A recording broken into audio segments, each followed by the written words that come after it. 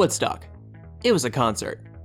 Billed as 3 days of peace and music, historians consider Woodstock to be one of the most pivotal moments in 60s counterculture and rock and roll.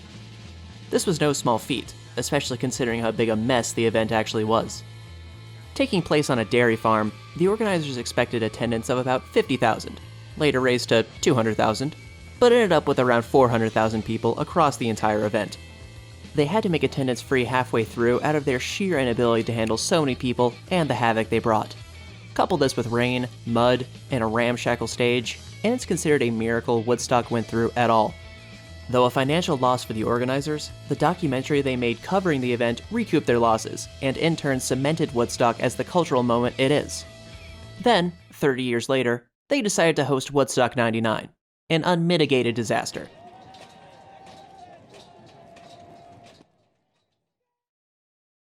Before going into Woodstock 99, it's worth noting there was a Woodstock 94, 25 years after the original. Quite simply put, 94 went off reasonably well outside of weather, and had antics befitting such a massive and wild concert. Moving on to the main topic, Woodstock 99 was a massive concert from July 22nd to July 25th, 1999, hosting some of the top bands and artists from the 90s. Whereas the first two Woodstocks took place in rural regions and on farms, 99 took place on the former Griffiths Air Force Base in Rome, New York. This change in locale led to their first issue, blazing heat. Concrete and asphalt absorb, hold, and radiate heat much better than soil or grass, and there wasn't a tree in sight across the entire event. This being the dead of summer led to temperatures inhospitable for the concert goers. Once again, the weather worked against Woodstock, just in the opposite direction and much to the dismay of the attendees. Further exacerbating this issue was food and water for the attendees. Provision of water was insufficient, with too few water fountains that ultimately broke. In addition, the vendors knew they had a captive audience that couldn't bring in their own food, which led to some predatory price gouging, especially on water. Unsurprisingly, this led to further anger from the attendees. And then you had the actual performers. The original Woodstock was a culmination of the 60s zeitgeist. Mellow rock was the primary genre, and the attendees were all about peace and hallucinogens. Similar, yet in contrast, Woodstock 99 was in line with the culture of the 90s. Performers were blaring hard rock or nu metal, and the attendees were dissatisfied youths that were getting smashed. Not only did the heavy music crank up the tension in an already pissed-off crowd, there were a number of sets whose subject matter and showmanship took Woodstock 99 over the edge, culminating in its catastrophic end. Let's take a look at them. The event kicked off in earnest on Friday the 23rd of July, 1999, and the tone was quickly set. Perhaps the most illustrious group in attendance, Insane Clown Posse, performed near the end of the first day. Outside of dousing the crowd in Faygo and bringing topless women on stage, ICP chose to give back to those in attendance. I know that for Woodstock, tickets were a little expensive. Me and Shaggy, we got paid a lot of money to be here, so we decided to give you all your money back. How did they demonstrate this generosity? By taping $100 bills to dodgeballs and throwing them out into the crowd. Then when they ran out of dodgeballs, they tossed exercise balls with $500 on them. This caused a bit of a ruckus in the crowd, partially motivated by the ridiculous prizes they were forced to pay. All in all, their performance was quite the sight, and definitely ratcheted things up for the crowd.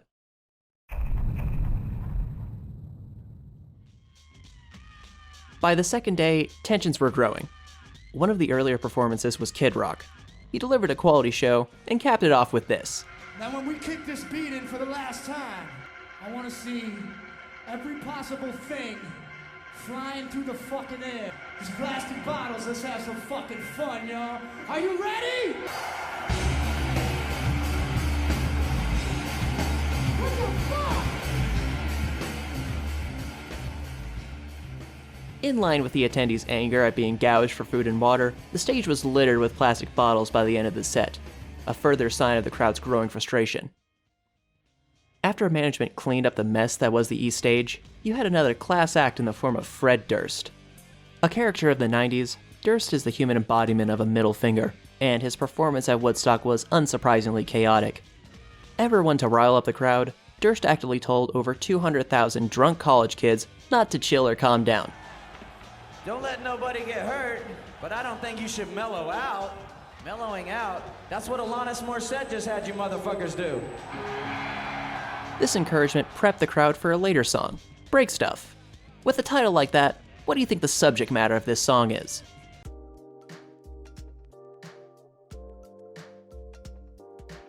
That's right, it's secret option D, tearing down plywood from the stage and literally crowd surfing, and also breaking stuff.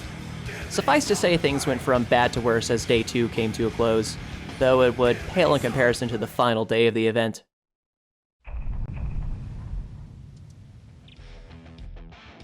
Day 3 began relatively calm. A Woodstock veteran, Willie Nelson, kicked off the day's performances to a very positive reception. However, this positive vibe did not last long. Early in the day, an anti-gun group began handing out candles to attendees. The intent behind this was for the audience to have a vigil later in the night during the Red Hot Chili Peppers set. While there was a lovely vigil when they played Under the Bridge, there were also multiple 20-foot-tall bonfires raging throughout the crowd during the entire set. Such arson can be attributed to the crowd's drunkenness, anger, and, the fact they had a bunch of flammable candles to burn shit with. To top it all off, the final song by the Red Hot Chili Peppers was a cover of Fire by Jimi Hendrix. They chose the song because Hendrix closed off the original Woodstock with it. It's just ironic the flames were literal for 99. After the Red Hot Chili Peppers had finished their set, Woodstock 99 came to a close. The sole reason for the event, excellent music, had run its course. All that remained was a huge crowd, incompetent staff, and fire. This was the point Woodstock 99 fully went off the rails. Aside from the arsons, looting and wanton destruction were commonplace, mainly against the vendors who so callously gouged them hours prior. In short, the entire event was trashed, and by the end of Monday, all that remained of Woodstock 99 was ash and plastic water bottles.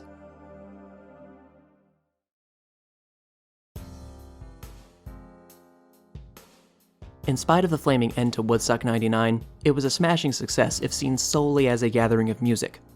The scale and sheer scope cannot be understated both in terms of attendance numbers and popularity of performers.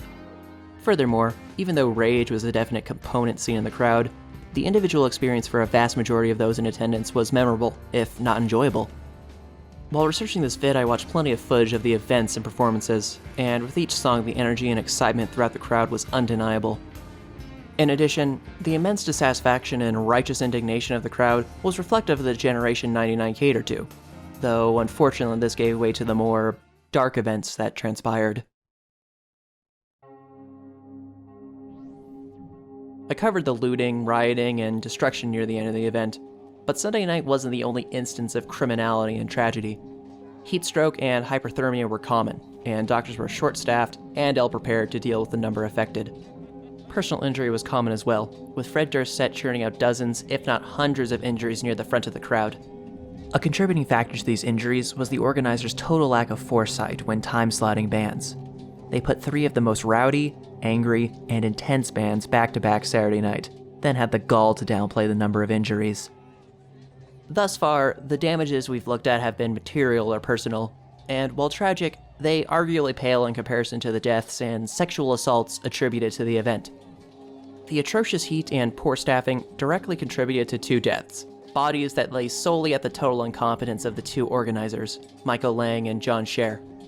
A 3rd death attributed to Woodstock was due to a traffic accident caused by people returning from the concert, though I view this as a separate tragedy. Moving on to sexual assault, pull up a full recording of any Woodstock 99 performance, and you will see some topless women getting unwanted feels copped. Furthermore, there are numerous allegations of worse acts, mainly gang rape. Once it was all said and done, Woodstock 99 ended with mass property damage, thousands of injuries, and several lives ruined. Woodstock 99. A festival of music and youth. A fertile ground for riots and destruction. A cultural moment.